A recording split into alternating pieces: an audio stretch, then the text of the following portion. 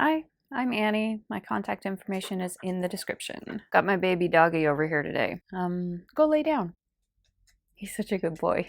So a few evenings ago, I was here at my office and I got a text from my partner that simply said, "Fucky fuck." And I knew instantly that it could mean only one thing, that there was some sort of nuclear threat or nuclear event. So I grabbed all my stuff and ran over next door to see what he was upset about. And I learned that there was open fire on a nuclear plant in Ukraine. And so the plant was on fire for a while and then it was extinguished. And then after that, Ukrainian plant workers were maintaining and working at the plant at gunpoint. And as of today, I think there are several Ukrainian nuclear plants that are being occupied and the workers at the plant are working under duress. So that's pretty scary. It's really fucking irresponsible to open fire on a nuclear plant. And I went to bed that evening knowing that the nuclear plant was on fire. And of course, I was worried about the potential consequences. I woke up at about 1 a.m. just to, pee, get a glass of water. And I had this urge to check the headlines to see what the development was. And I decided not to because what difference does it make?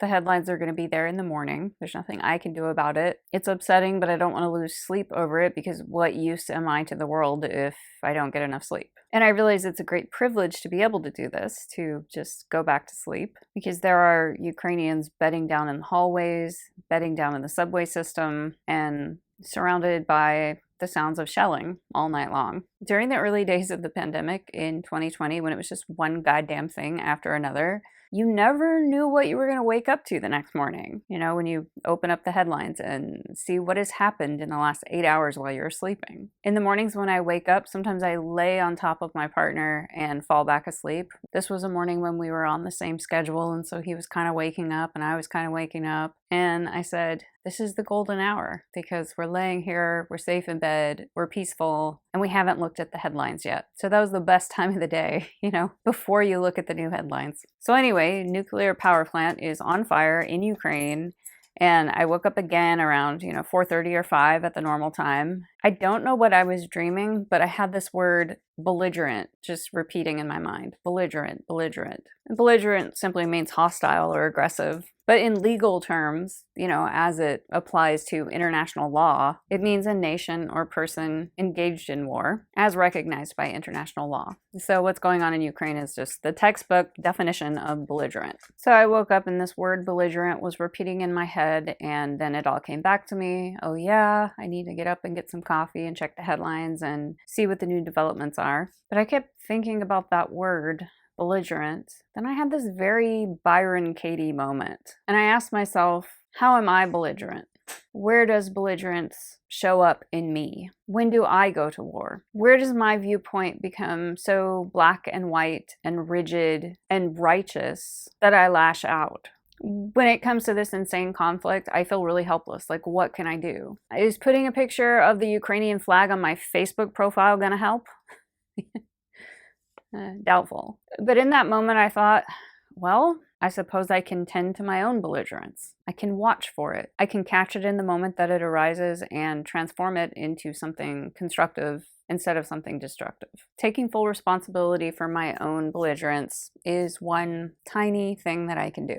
And I'm not trying to oversimplify geopolitical conflicts. I've never understood war. Maybe I'm just really naive, but I don't get the point. It seems like an incredibly inefficient use of energy. And it just seems uncivilized. Like, haven't we outgrown this yet? Haven't we evolved beyond this? But I guess it makes sense. We haven't evolved beyond it on a global scale because we haven't evolved beyond it individually and in our daily lives. When you get triggered, you become fearful and angry. You sink into this rigid, black and white, righteous thinking. And from that space, you are capable of lashing out. You send in the tanks. Maybe you don't. Some people are really evolved and controlled and have mastered the art of gracefully navigating their triggers. But the great majority of us have some kind of breaking point where we get angry and fearful and we lash out aggressively. We get destructive, we burn bridges. I see it when I get frustrated about some stupid tech issue and I throw my phone across the room. Or you might see it when your partner says something triggering and you know just exactly what to say to jab in the knife and give it a little twist. You know exactly how to trigger them back. So when you feel attacked, you feel afraid, you attack back. Or some dumbass says something stupid on the internet and you bring out the big artillery and just eviscerate them publicly. That's war. When you boil it down to the NF of it, that is war. I think that comparison is probably difficult for a lot of people to hear. Like, how can you compare genocide to some asshole trolling on the internet? But I'm talking about the NF of it. When you boil down the vibe to its most irreducible element, the righteous acting out of a trigger, it's the same thing. It's war. And some people will be incensed by that comparison. But that's the thing about Byron Katie and the work. It can feel like gaslighting if you're not ready to do it. And it seems like the greater the atrocity and the more attached to righteousness one is, the more the Byron Katie exercise will feel like gaslighting. And it's not easy work.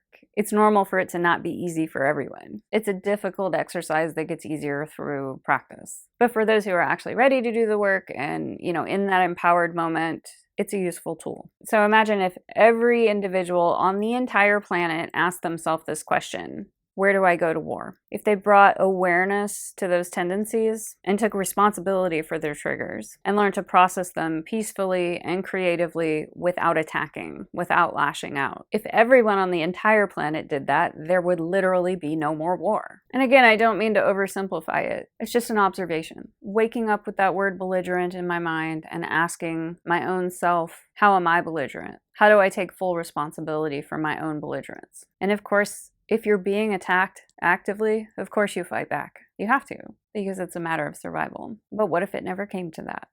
So that's my bullshit NF, overly idealistic thoughts about geopolitical conflict.